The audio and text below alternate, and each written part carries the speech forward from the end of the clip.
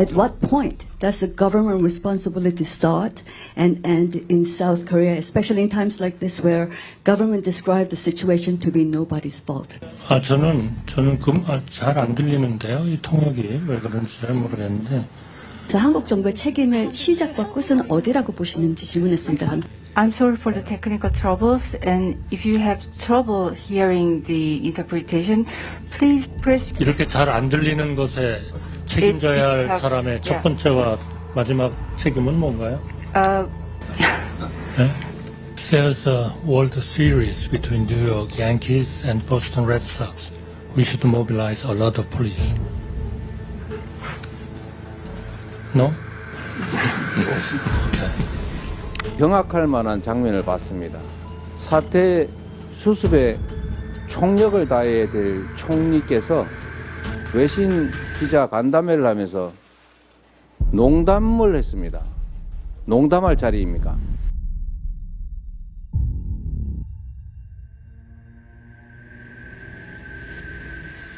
제가 그동안 여러 언론이나 각 상임위의 현안 질의를 통해서 지적이 되었던 시간표를 한번 쭉 정리를 해봤습니다. 총리께서는 12월 3일 8시 40분경에 그 대통령실에 도착했다라고 얘기를 하셨고, 그때 처음으로 계엄이 선포될 것이라는 것을 확인했다, 이렇게 얘기하셨거든요. 당시 총리가 대통령실에 갔을 때 누구누구 계셨는지 기억하시나요? 말씀으로는 2-3명이 있었다라고 얘기하셨습니다. 네, 제가 지금 정확히 누가 있었는지가 생각이 잘 안 납니다. 그러나 대통령님께서 저한테 그런 말씀을 하셨고, 이것은 정말 심각한 문제를 가져온다라는 말씀을 드렸습니다. 예. 그래서 그때 말씀하시기로는 총리를 비롯한 참석자들이 대통령을 설득하기 위해서 애를 썼으나 설득이 되지 않아서 국무회의라도 소집해서 대통령 설득해야 되겠다라고 그저께 현안 질의 때 답변하셨는데 혹시 기억하시나요? 네, 저희는 그렇게 판단했습니다. 그러면 총리께서 대통령께 건의해서 국무회의가 소집된 것이 맞나요? 국무회의를 소집하는 이런 체계적이고 절차적인 절차는 아무것도 없었습니다. 저는 대통령께 국무회의를 거쳐야 되고 이러한 모든 조치는 그러기 위해서 국무위원들을 좀 오시도록 해야 된다라고 생각을 했고요. 저희는 그런 국무회의를 명분으로 최대한 시간을 벌어서 계엄을 막기 위한 것이었다 하는 말씀을 드립니다. 아무래도 여러 국무위원님들이 오셔서 계속 그런 문제를 말씀하시고, 또 이것이 국무회의라는 어떤 절차를 잘 마치지 않으면 이게 안 된다 하는 말씀을 드리는 것이 굉장히 중요하다고 판단했습니다. 그러면 잠깐만, 그 유인촌 문체부 장관님, 그 자리에서 잠깐 답변해 주시겠습니까? 국무회의 소집 요구를 혹시 받으셨습니까? 당일날? 연락 못 받으셨습니까? 전화 못 받으셨습니까? 그러면 박상우 국토교통부 장관님, 전화 받으셨습니까? 전화 받으셨습니까? 그게 몇 시쯤 받으셨나요? 네?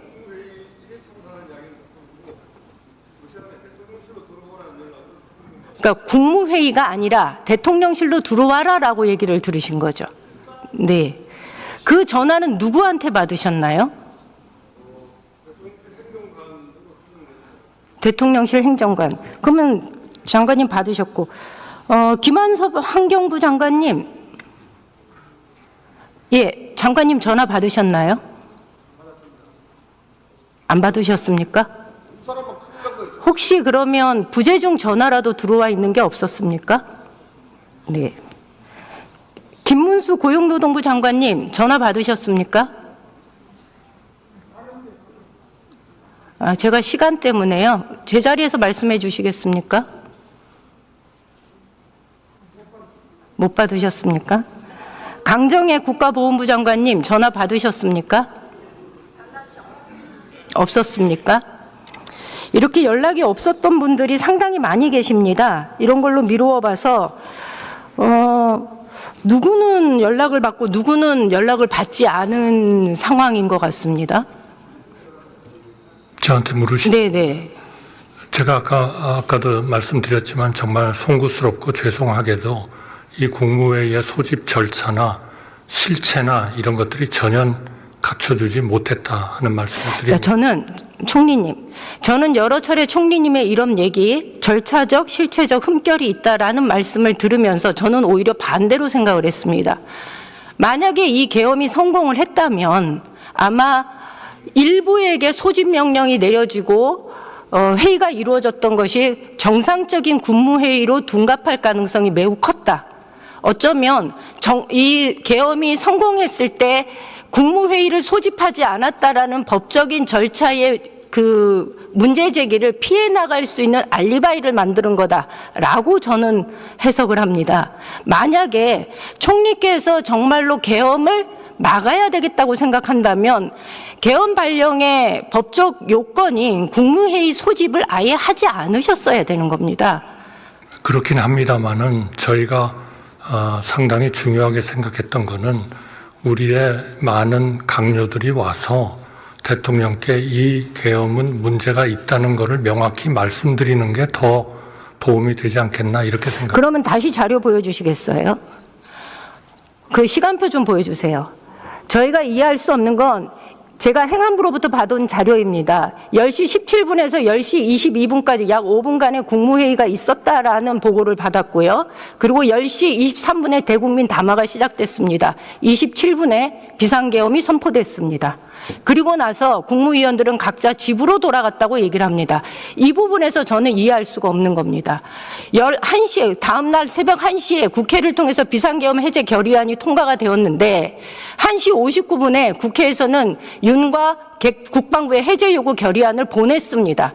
그리고 총리께서는 지난 이틀 전에 답변을 하실 때 2시 30분에 비상계엄령 해제를 건의하러 대통령실에 갔다고 얘기를 합니다. 그리고 실제로 계엄 해제는 4시 27분에 계엄 해제 선언이 있었습니다. 그리고 공식적인 해제는 4시 30분에 있었는데요. 4시 27분에 대통령의 당시 윤석열 씨의 발언에 뭐라고 얘기됐었냐면 국무회의 의결 정족수가 부족해서 모이는 대로 심의 거쳐 해제하겠다 이렇게 얘기했어요. 그리고 나서 불과 3분 뒤에 공식적인 해제가 이루어졌습니다. 저는 1시 1분부터 국회에서 비상계엄 해제 결의안이 통과되는 그 순간부터 4시 30분까지 도대체 이 시간 동안에 왜 국무회의는 작동하지 않았는가라는 것에 대해서 굉장히 의구심을 가집니다. 예, 제가 2시 10분에 제가 서울청사에서 우리 그 강요들하고 강요가 아닙니다. 저희 직원들하고 이런 그 상황을 검토하고 있었습니다만 2시 반에 도착을 하면서 이제 국회에서 의결을 해주셨기 때문에 이거를 최대한 빨리 해제를 해야 된다 해서 일단 소집을 하고 그리고 용산에 가서 대통령님께 말씀드리고 그리고 대통령님께서는 국민들께 일단 이 해제한다는 거를 대국민 담화로 총리님, 말씀하시고 1시 1분에 온 국민이 잠깐만요. 온 국민이 당시 상황을 지켜보고 있었어요. 그러면 총리가 주제를 해가지고 국무회의에서 해제 그 안건을 빨리 처리해달라 이런 그 처리해달라는 요구를 왜 이 긴급한 상황에 전화로라도 하실 수 있지 않았나요? 전화하셨나요, 대통령한테? 아니, 국무위원들을 소집을 다시 했어야만 됐습니다. 그 국무위원들이 그대로 그냥 거기에 계셨던 게 아니고 소집 문자를 2시에 보내셨습니다. 2시에 저희가 출발을 하면서 국회에서 의결을 해주셨기 때문에 이거는 대통령께 물론 보고를 드리고 해야 할 사항이긴 하지만 모든 국무위원들이 한 시간이라도 빨리 소집이 돼가지고 그 조치를 해야 된다 이렇게 판단을 하고 떠나면서 소집을 전 국무위원한테 하고 저는 가가지고 대통령님께 해제되어야 된다라고 건의를 드렸습니다. 우리 국회의 결의에 따라서. 우리가 상식적으로 생각을 하면요. 1시 1분에 국회에서 의결이 됐다면 총리께서는 당시 긴박한 상황에서 당연히 국무위원들한테 문자를 보내든가 하셨어야 되는 거고요. 그것이 1시 5분 내지는 1시 10분 내에 이것이 처리가 되었어야 되는 거고, 동시에 대통령실에 전화를 해서 국회의 의결 상황을 받아들여야 된다라는 얘기를 하셨어야 되는 겁니다. 전화 안 하셨다는 거죠? 네, 저는 출발을 했고요. 전화를 안 하신 거죠? 대통령님께 직접 전화를 드리지는 않았습니다. 저희는 어차피 국무위원들이 빨리 모이는 것이 중요하기 때문에 연락을 하고 저도 그 국무회의장으로 이동을 한 것입니다. 전화를 안 했다는 게 사실 이해가 가지 않습니다. 이렇게 국민들이 초조하게 기다리던 시간에 총리께서의 그 상황에 대한 인식이 굉장히 아니하고 현실적으로 대처 능력이 굉장히 떨어지는 분이 아닌가라는 생각이 좀 듭니다. 그런 점에서는 송구스럽습니다. 예, 들어가시고요. 총리까지 포함되어 있는 국무위원회 참석한 당사자들, 특히 총리는 어떤 혐의가 있습니까? 혐의라기보다는 일단 피고발인 신분이기 때문에 네. 예, 피의자 신분이기 때문에 저희가 조사를 했습니다. 지금 국무회의를 거치지 않는 계엄령 선포는 어떤 판단, 어떤 이 처분이 가능합니까? 법적으로 절차적 흥결이 있다고 생각합니다. 그리고 그런 임무를 처리해야 될 국무총리, 소위 말해서 국무총리는 내란 행위에 대한 공모 내지는 묵인과 방조의 혐의가 있다 이렇게 보는데 어떻게 생각하세요? 그거에 대해서 일단 1차적으로는 조사를 했고요. 네. 그거에 대해서 그 행위자가 고의성이 있는지 여부를 추가 조사를 통해서 입증하겠습니다. 국무총리는 내란 계엄령이 발표되기 2시간 전에 대통령실에 도착했어요. 그러니까 이미 계엄령 사태에 대해서 인지했다고요. 본인이 횡설수설하는데 실제로 이 소위 말해서 계엄령이 법적인 발효를 해야 된다, 발효하기 위해서는 국무회의가 필요하다. 그래서 자기가 이 국무회의를 소집했다. 이렇게까지 발언하고 있어요. 그럼에도 불구하고 또한 이 국무회의는 법적으로 이 계엄령의 심의 절차로서의 심대한 하자가 있다. 스스로 인정하고 있어요. 또 본인이 이 계엄령을 막기 위해서 나름대로 굉장히 반대 의견을 냈다 이렇게 이야기하면서도 불법적이고 위법적인 유언적인 명백한 이 계엄령의 사유에 해당되지 않는 계엄령, 불법 계엄령을 방조했어요. 사후에 그 조치 과정에서도 본인이 반대하기 위해서 국무회의를 소집했다. 그리고 반대했다 그러면서도 사후에 이 불법적인 계엄에 대해서 어떤 조치도 하지 않았어요. 오히려 방관하고 수수방관하고 거기에 통조했어요. 국회 통과의 의무도 이행하지 않았어요. 이런 정치화된 혐의로 봤을 때 국무총리는 다른 계엄을 직접 현장에서 지휘했던 사령관들보다도 훨씬 중차대한 책임이 있다고 보입니다.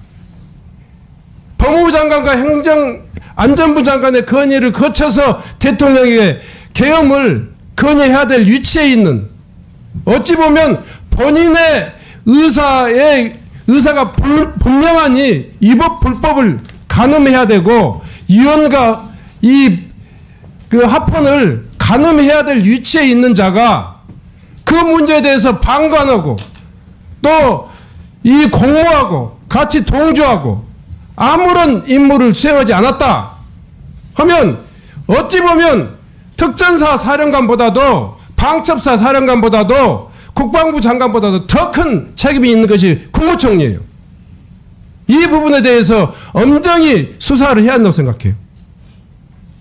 엄정히 수사하도록 하겠습니다. 의지 있어요? 예, 엄정히 수사하도록 하겠습니다. 지금 그렇게 이 비공개적으로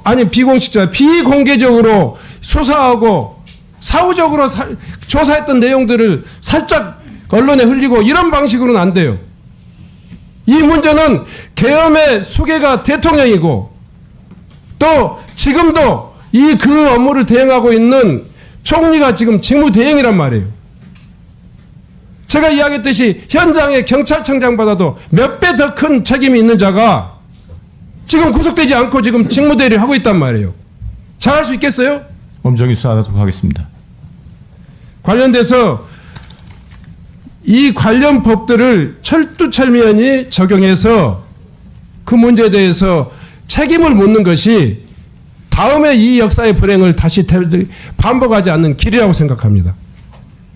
현장에서 마지못해서 명령으로 이 명령을 수행했던 그런 경찰이나 국군도 군대도 책임이 큽니다마는 그 위법성을 가장 핵심적으로 판단하고 그 문제를 지적해야 될 그런 책임이 있는 자가 저는 한덕수 국무총리라고 생각해요.